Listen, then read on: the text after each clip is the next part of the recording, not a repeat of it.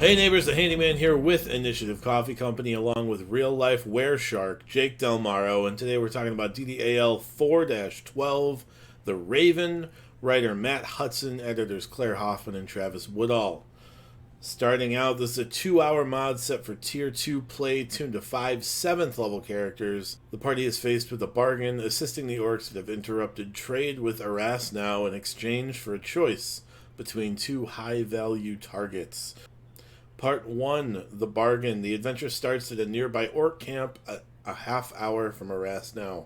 Larga Bloodhand, the leader of the orc tribe, is a bargain for the party.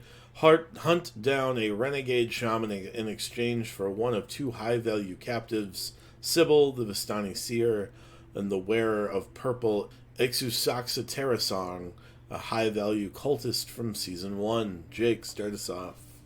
Wow, that was it's been a while. It feels like, even though the viewers haven't seen. Even though it's only been a week in YouTube time. The viewers noticed that I've grown this beard. Clearly, beard. Right. Either way, so getting back into the idea of other entities kind of trapped in the plains, because I don't or trapped in the mist. My understanding is this is a orc tribe that came from there, and they're like stuck. I don't know if did I miss that?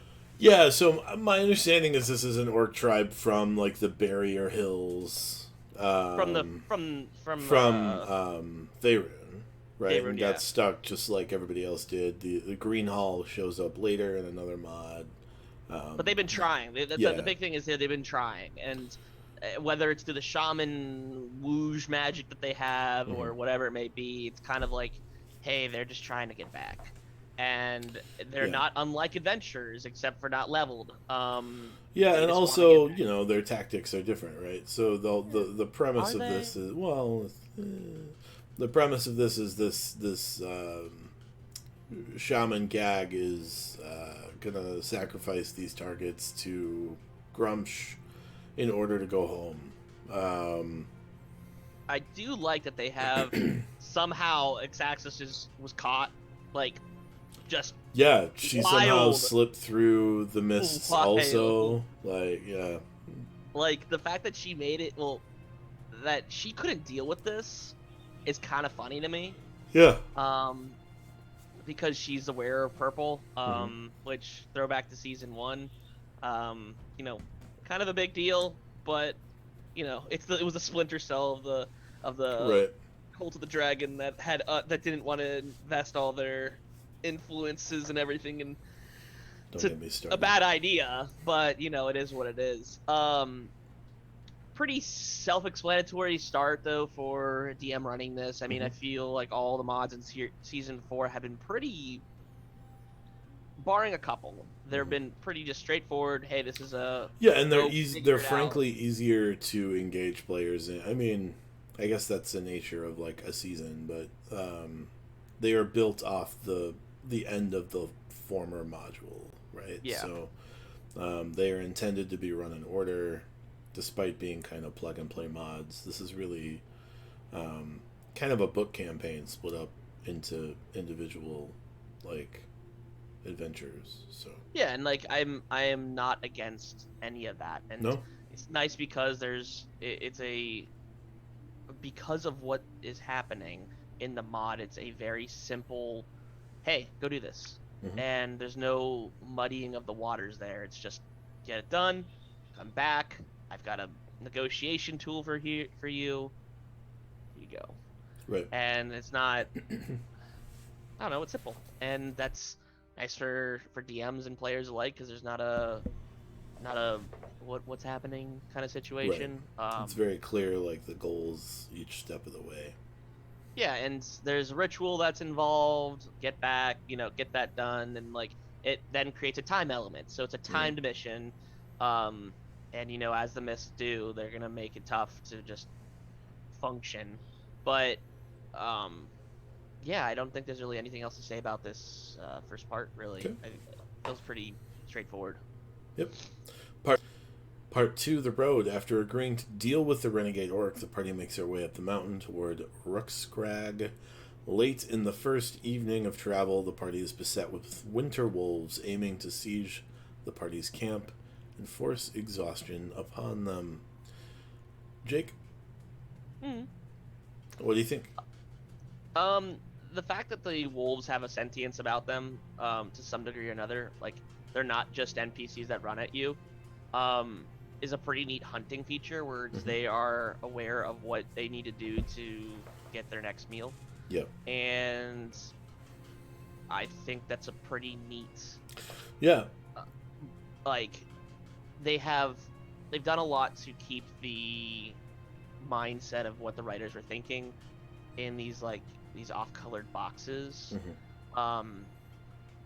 They're not going to fight you outright. They're going to use ambush tactics. They've got an 8-mile perimeter of hunting grounds where they're like, yeah, we'll go do this. And then if it's, beyond that, they're like, there's easier prey out there. This is fine. Right. But I do like this component of it.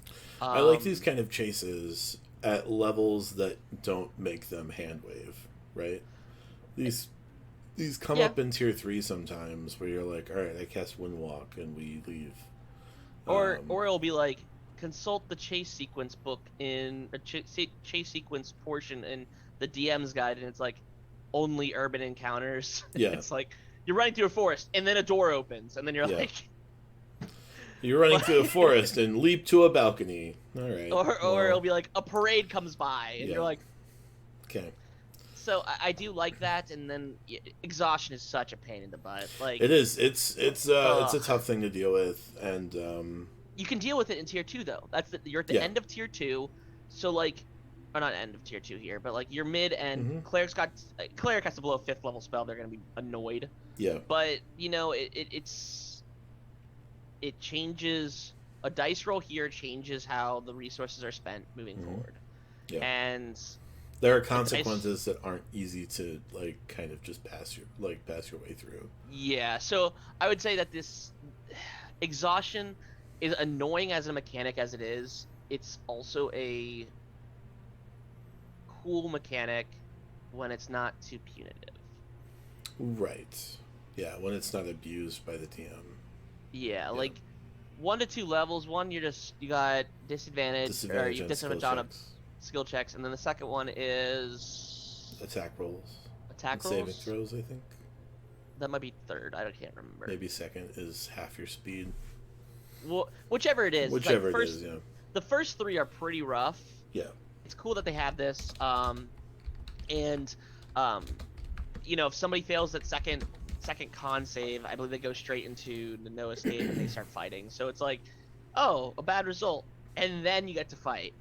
But it's a nice way to push through the mod. If your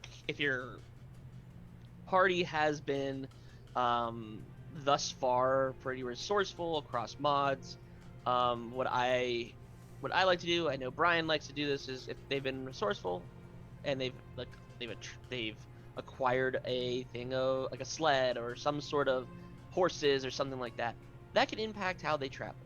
And if they're resourceful with that, maybe make the checks easier. I think running the mod to be conducive to how your players have been playing is more important than the mod being stuck to how it's Yeah, I think that's important because your players are investing resources into stuff, right? And I think that shouldn't go without notice, right? If your players take the time to invest resources into stuff, that stuff should be relevant. No. Yep. Exactly. It is disadvantage on ability checks, speed halved, disadvantage on attack rolls and saving throws, hit point maximum halved, which is the one I was forgetting about. Speed reduced to 0 and death. About that one. Yeah, it gets punitive in a hurry, but is fairly easily dealt with at this point, if not in an annoying way. An annoying way from clerics. Anyway, I like these kind of interlude chase sequences. It doesn't feel like it has a ton to do with the module, but because this whole season is so tied to the setting, it feels natural in the setting, right? So it doesn't feel like it's out of nowhere, despite not being kind of laid out in the mod. Well, I mean, it doesn't necessarily need to be there, but it does push the time component. Right. And I think that, as you said, it's not necessarily looped into the story, but I do like that it's like, hey, we're not just rolling through disgusting Barovia. It's like there's stuff still trying to kill you. Mm-hmm. And, Winter Wolves are not, I don't say an easy fight. They're not a hard fight. But they can, it's I don't say it's a resource check at this point, but it's like, it's your first time out of the city. Yeah. Because this is legitimately, you go straight into almost into the end. This is only a 2-hour mod. And it's a good place to, it's a quick way to be like, oh, everything's going bad quickly if everyone starts getting exhaustion. Yeah. But also, Winter Wolves, if I remember correctly, I mean, they got 75 hit points. You got pack tactics. They got a breath weapon. They got an 18 on their average, or a breath weapon. They do damage. Yeah. And, 5 of them, you're sitting on 375 hit points. It's a lot of hit points. It's like, especially tough if you don't have like a wizard in the party that can drop AoE spells. Yeah, it's a slog, and if that's the case, be aware of your time at the table, because if it is a slotted 2-hour mod, and you need to get done in 2 hours, be aware that it could eat into that. Yeah. Know what your party's running with before you toss almost 400 hit points at them. Yeah. Yeah, so I think that's it on that part. Yep. I probably wouldn't cut this unless you're trying to fit 2-hour mods into a slot. Like sure. I think this is pretty close to a 2-hour module if that's the time you have. So I don't know that you'd need to cut this. You just have to kind of stay on top of it. Yeah. Part 3, the sacrifice. Party finally reaches the last paths to Rookscrag. First, they must make a choice: ascend the cliffside path or travel through the tunnels. While the tunnels offer a combat encounter with phase spiders, the cliffside path offers environmental hazards and warning to the orcs atop the bluff of the party's approach, indicated by an attack on high from Aurogs. The party made good time and wasn't hindered terribly by the Winter Wolves. They are offered less dire circumstances. The powerful Aurogs are replaced by orcs. The phase spider encounter is removed. The final encounter pits the party against an orc blood shaman and 5 Aurog wereboars. Jake, it gets a little cloudy here. There's as we spoke about this, I really wish the current design team put a flow chart in this, or at least they could throw, which they will not do, heads up. But it would be nice if they threw on a quick update where this could be fixed with a flowchart that takes all of 3.5 seconds to make, but wider publication would make this a much less cloudy thing to read.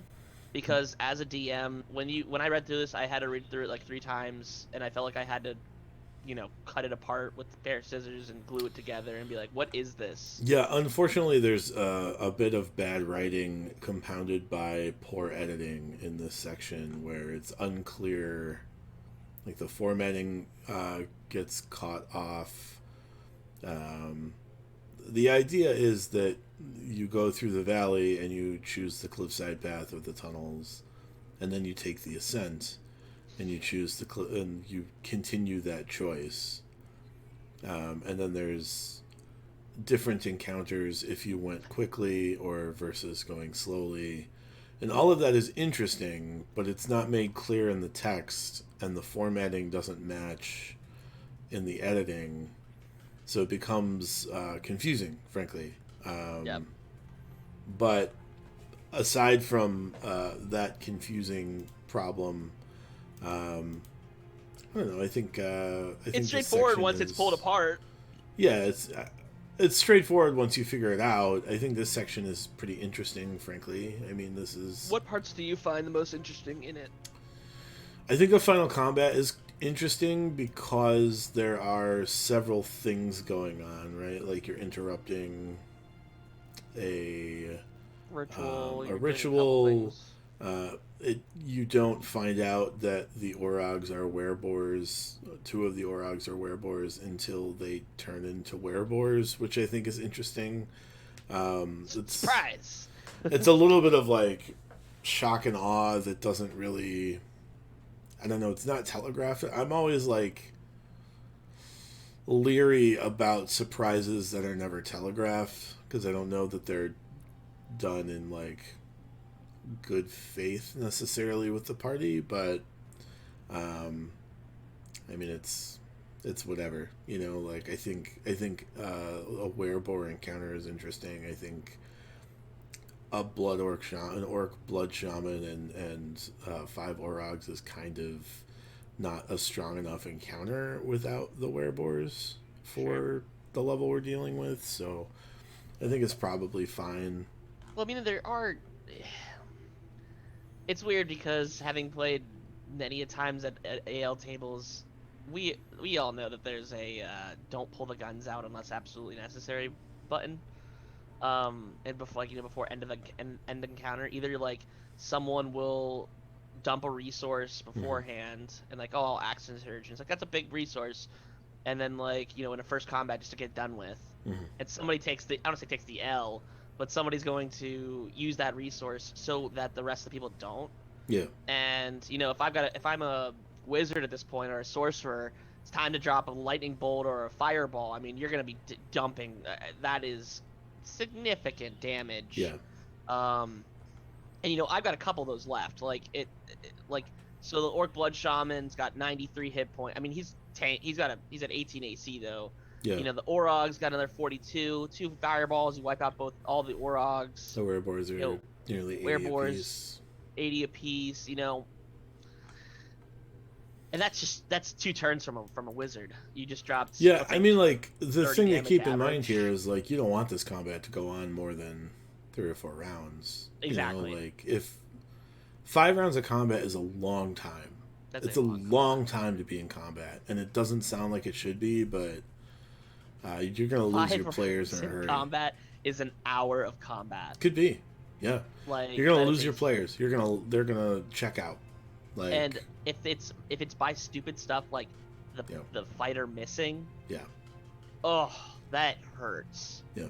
Like when no one has anything left and it's just AC checks. Right. Good night. Yep. But it is what it is. There's definitely there's interesting components. I like the spider components. I like that Mhm. there's potential The phase spiders traps and are stuff. resource dump. Like, they That are is a a resource hundred check percent for sure. always. Yeah, absolutely. I never like dealing with phase spiders, just as a Yeah. DM, because it's just like maybe it's because I'm not. I think there's a tactic about them that is a lot more interesting than them just being in a cave. Yeah. Like there's another mod that has them in a forest. Mm-hmm. That was like, oh, the forest is glossed over in webs, Mm-hmm. and it's like, oh, that's really neat. But Yeah. them just being in a cave, I'm like, where can they go to? Where are they phasing in and out of? Yeah. Because they're in a demi plane. Yeah. I don't know if that's just poor. That's me thinking poorly about it. But it's like they're in a demi plane. Where are they going? Yeah. So Their ethereal jaunt only, like, you cannot go through the ethereal plane from Barovia. So yeah, Barovia. It would be like them just going like.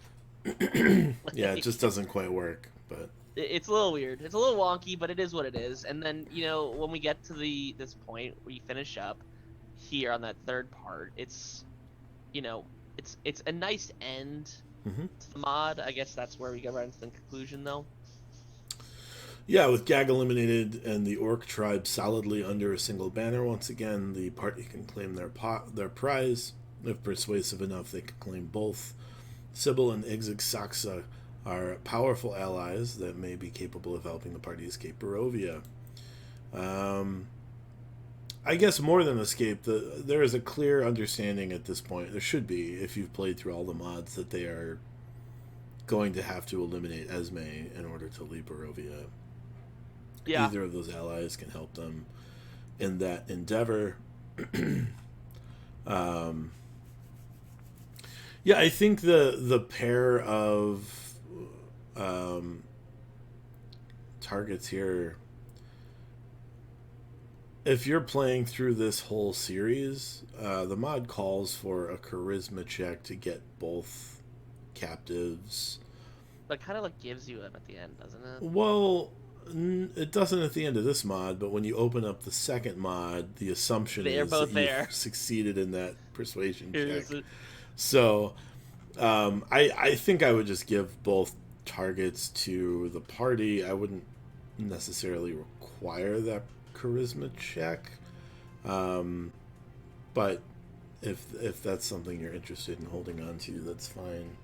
Because you like need them. That's the best part. You need them both, yeah. Like that's the problem. Is like if the party doesn't have both, you've really like DM'd your way into a corner where the author really kind of messed with your next module. So It'd be like that sometimes, I guess.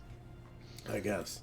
But no, I think overall it's a solid module with plagued by a little bit of bad writing and more egregiously poor editing in part 3. Yeah. But other than that, I think it's fun. I enjoyed running it. I don't know if it's fun to play, but Being a druid and doing dumb stuff is fun in all these mods, so fair I'm enough. just gonna take it for what it's worth there. So there it is, DDAL 4-12, The Raven. Thank you so much for listening to some advice to streamline it at your tables. Be a good neighbor. Give us that thumbs up. Toll the dead for notifications. Find us on Twitter, Instagram, Facebook, and Patreon. And from now until the next time, roll together. Thanks, guys.